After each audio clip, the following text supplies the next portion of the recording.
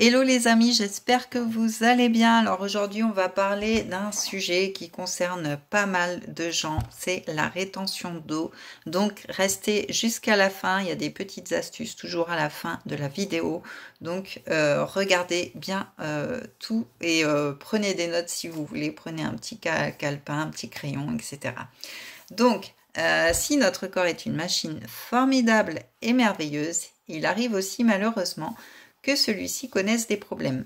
Parmi eux, donc, la rétention d'eau, c'est un souci que rencontrent de nombreuses personnes. Rassurez-vous, la plupart du temps, elle peut se régler. Pour cela, il existe plusieurs solutions. Il faut néanmoins savoir que l'eau joue un rôle essentiel dans notre organisme. Ça, on le sait, on le répétera jamais assez. Pourquoi notre corps contient-il de l'eau ? Eh bien, si nous savons tous que notre corps se compose d'organes, de muscles et de membres, peu de personnes savent que l'eau constitue l'un de ces éléments essentiels. Elle représente en effet en moyenne 65% de notre corps. Concrètement, si vous pesez 60 kg, votre corps contient à peu près 39 kg d'eau qui se répartissent dans tout notre organisme. Donc, si la majorité est concentrée dans les cellules du corps humain, on en trouve aussi dans des endroits plus étonnants comme dans l'ivoire de nos dents. Et oui, l'eau que contient notre corps remplit de nombreuses fonctions, à commencer par un rôle qui consiste à favoriser les réactions chimiques entre les cellules. Parallèlement, elle permet de maintenir une température stable. Voilà pourquoi nous transpirons, ce qui a aussi l'intérêt de nous rafraîchir. L'eau du corps sert aussi à évacuer les déchets que nous produisons lorsque nous urinons. Elle intervient même lorsque vous digérez. Que vous buviez ou non pendant un repas, votre corps va utiliser une partie de son eau pour transporter tout ce que vous mangez et ainsi faciliter votre digestion. Voilà un petit peu pour le sujet au niveau de l'eau. Donc, qu'est-ce que la rétention d'eau ? Eh bien, la rétention d'eau consiste en une accumulation d'eau dans certaines parties de notre corps, d'où les petits amas de cellulite.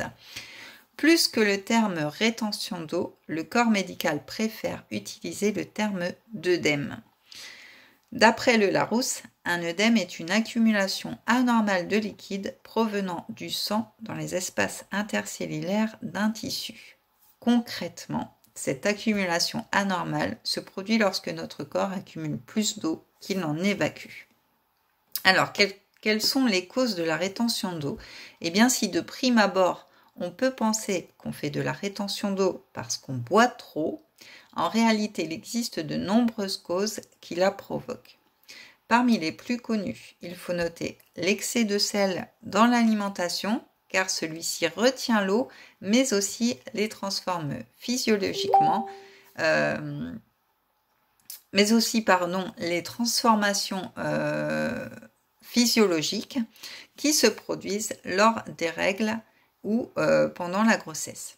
Donc les voyages fréquents, ainsi que le fait de rester longtemps et souvent debout, peuvent également provoquer des œdèmes. Donc par exemple, une personne qui travaille en usine et qui est toujours debout peut favoriser des œdèmes. Alors comment savoir si je fais de la rétention d'eau ? Alors, attention à ne pas faire d'autodiagnostic. Ce n'est pas parce que vous avez des douleurs à la poitrine, mal au sein ou les seins lourds que vous souffrez de rétention d'eau. De même, ce n'est pas parce que vous restez longtemps debout que vous faites de la rétention d'eau. Sachez néanmoins que la majorité du temps, celle-ci se manifeste par un gonflement de certaines parties de notre corps. Alors, où se concentre-t-elle ? Eh bien, même si chaque individu est différent, les œdèmes ont tendance à se situer principalement dans le bas de notre corps. Les jambes, les chevilles, les pieds sont souvent extrêmement sujets à la rétention d'eau. Alors, que faire contre cela ? Eh bien, lutter contre la rétention d'eau n'est pas forcément une chose simple. Si vous pensez avoir un œdème, la toute première chose à faire est de prendre rendez-vous avec votre médecin. Seul lui est réellement apte à constater si oui ou non vous en souffrez. En vous examinant et en discutant avec vous de votre mode de vie, des symptômes que vous ressentez et de vos éventuelles douleurs, il diagnostiquera peut-être un problème de rétention d'eau, voire vous expliquer les liens entre cellulite et rétention d'eau. Donc, nos astuces contre la rétention d'eau. Médicaments ou produits naturels. Alors, le médecin pourra vous proposer des médicaments ou des produits naturels. S'il l'estime souhaitable, il peut vous conseiller un draineur efficace et plus particulièrement un draineur de rétention d'eau ou des plantes drainantes luttant contre la rétention d'eau. Alors si vous voulez plus d'infos, bien sûr, j'utilise aussi des compléments alimentaires qui marchent très bien et qui sont tout à fait naturels et sains. Deuxièmement, l'alimentation. Pensez aussi à votre alimentation et surveillez ce que vous achetez. Si vous avez un faible pour les plats industriels, sachez que ceux-ci contiennent de nombreux exhausteurs de goût et malheureusement, parmi ceux-ci, le sel est l'un de ceux qui sont extrêmement présents. Il existe également quelques astuces pour éviter de provoquer une rétention d'eau. Troisièmement, la température extérieure du corps. La chaleur favorisant la dilatation des vaisseaux, mieux vaut ne pas trop passer de temps à exposer au soleil l'été. L'hiver, ne chauffez pas trop votre habitation. Dans le même esprit, il est toujours bon de terminer son bain ou sa douche avec un jet d'eau froide qui favorise la circulation sanguine. L'habillement, alors évitez également les vêtements trop serrés. Même si certains d'entre eux peuvent donner l'impression que vous avez un ventre plat, il n'est jamais bon de comprimer le corps. Par exemple, chose que je fais souvent, je serre ma ceinture à bloc, et bien ça, c'est pas très bon. Voilà, faut pas prendre exemple sur tout ce que je fais. Cinquièmement, le sport. N'oubliez pas non plus le sport, tout en demandant à votre médecin le ou lesquels vous pouvez pratiquer. Certains d'entre eux présentent le double intérêt de faire circuler le sang, tout en favorisant la transpiration.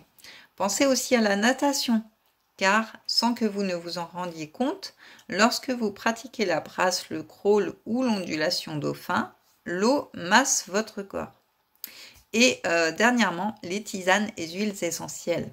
Enfin, n'hésitez pas à vous renseigner auprès de votre naturopathe sur les tisanes et huiles essentielles qui peuvent favoriser l'élimination de l'eau et ainsi vous éviter d'avoir des problèmes de rétention d'eau. Donc, pour aider nos reins à éliminer les toxines, il est indispensable de boire beaucoup d'eau chaque jour. À la clé, vous allez avoir un teint lumineux, un corps qui semble moins gonflé et la fin des ballonnements, bien sûr. Donc, tout un programme bien-être en perspective. Préférez les eaux plates aux eaux gazeuses parce que les eaux gazeuses, elles ouvrent l'appétit et changez régulièrement de marque.